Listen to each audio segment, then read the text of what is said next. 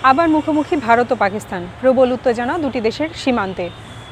এক দেশের অন্য দেশকে হুমকি প্রদান তো চলছেই, এর মধ্যে মঙ্গলবারের খবর বলছে পুলওয়ামা জঙ্গি হামলার বদলা নিতে 1000 কেজি বোমা পাকিস্তানের জঙ্গি ঘাঁটিতে ফেলেছে ভারতীয় যুদ্ধবিমান।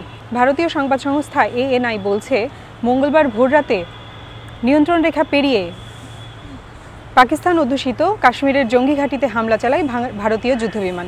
ভারতীয় যুদ্ধবিমান মিরাজ 2000-এর সাহায্যে এদিন ভোর 3:30 নাগাদ এই হামলা চালানো হয় বলে জানিয়েছে ভারতীয় সংবাদ সংস্থা ANI। ভারতীয় সেনাদের দাবি, এতে মুজাফফরাবাদের সকল জঙ্গি ঘাঁটি ধ্বংস করা হয়েছে। তবে পাকিস্তান আইএসপিআর-এর প্রধান দাবি করেছেন, তাদের পাল্টা প্রতিরোধ ব্যবস্থায় ভারতীয় যুদ্ধবিমানগুলো ফিরে গেছে এবং এতে কোনো হতাহতের ঘটনা ঘটেনি। ভারতের এই ধরনের অভিযানের দাবির পরে প্রবল উত্তেজনা বিরাজ করছে দুটি দেশের মধ্যে। পাকিস্তানের পক্ষ থেকে বলা হয়েছে, নিয়ন্ত্রণ রেখা পেরিয়ে ভারতের এই ধরনের আক্রমণের খবরে তারা ক্ষুব্ধ। প্রতিশোধ নেয়ার এবং আত্মরক্ষার অধিকার তাদের রয়েছে। এই ঘটনার যথাযথ জবাব দেবে তারা।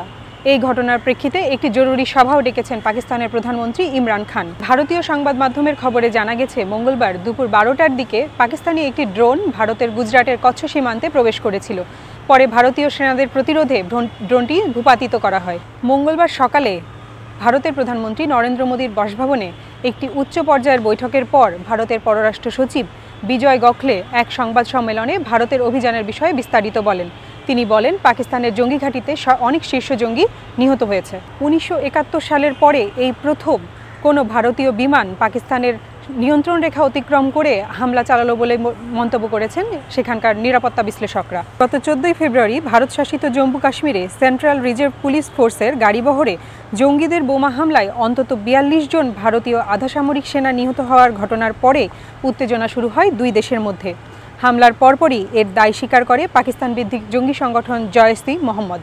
এরপর 18 ফেব্রুয়ারি ভারত শাসিত জম্মু কাশ্মীরে জয়শ-ই-মোহাম্মদের বিচ্ছিন্নতাবাদী সন্ত্রাসীদের সঙ্গে সংঘর্ষে এক কর্মকর্তা সহ 4 সেনা নিহত হয়।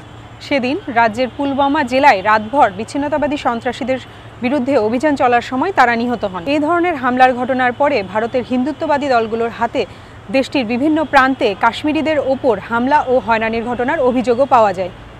এমনকি কাউকে কাউকে বিশ্বাসঘাতক আখ্যা দিয়ে ঘর ছাড়ার চেষ্টারও অভিযোগ আসে। সব মিলিয়ে কাশ্মীর ইস্যু নিয়ে আবার মুখোমুখি ভারত ও পাকিস্তান। যুদ্ধ পরিস্থিতিতে সহিংসতার আশঙ্কাও উড়িয়ে দিচ্ছেন না কেউ।